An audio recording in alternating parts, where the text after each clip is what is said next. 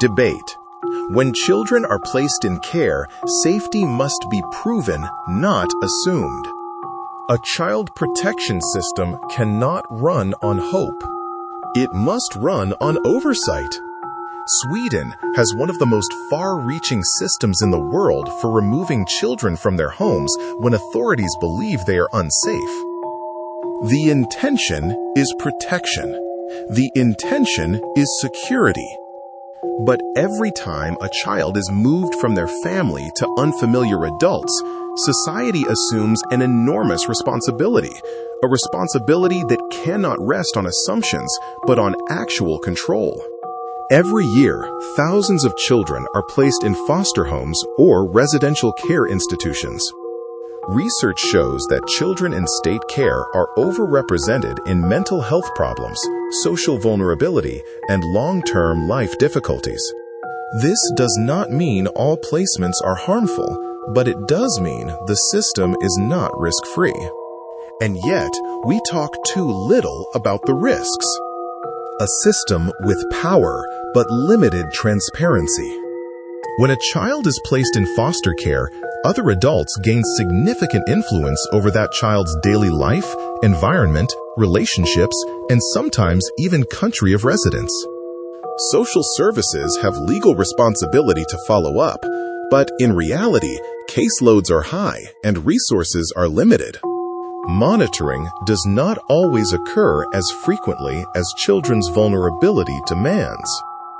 This creates a system where children live in private homes with limited state visibility. Social services cannot maintain continuous supervision. Children themselves often lack the power to raise alarms. This is where the real debate should be. When children live abroad, there are regulations governing international travel for children. But rules are only as strong as the oversight surrounding them. If follow-up is weak and contact with the child is infrequent, how certain can anyone be about the child's real situation? The question is not whether all children are harmed. The question is, how do we know they are safe when transparency is limited? Why extreme examples are still discussed?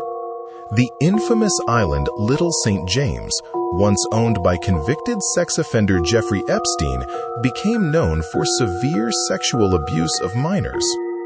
What happened there demonstrates one thing clearly. Systems can fail. Adults in power can abuse trust. Children can be exploited without the world realizing in time.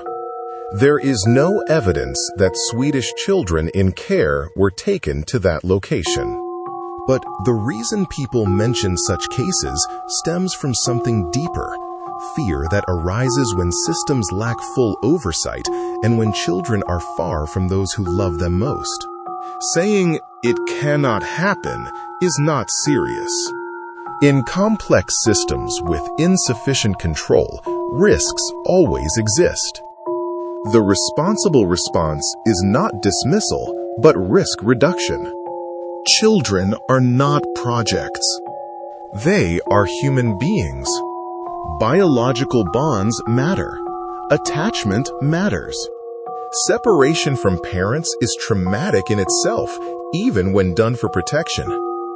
Therefore, society must be able to show that the alternative is safer, not merely different. Foster families can eventually receive custody, sometimes justified by attachment arguments. At the same time, parents describe lack of information, difficulty gaining insight, and the feeling that their child has disappeared into the system. Regardless of one's position, one fact remains: lack of transparency breeds mistrust.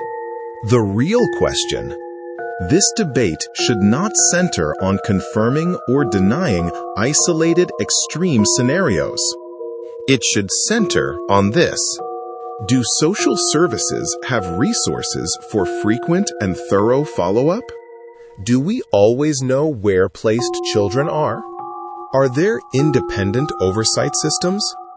Do children have safe contact channels outside the placement?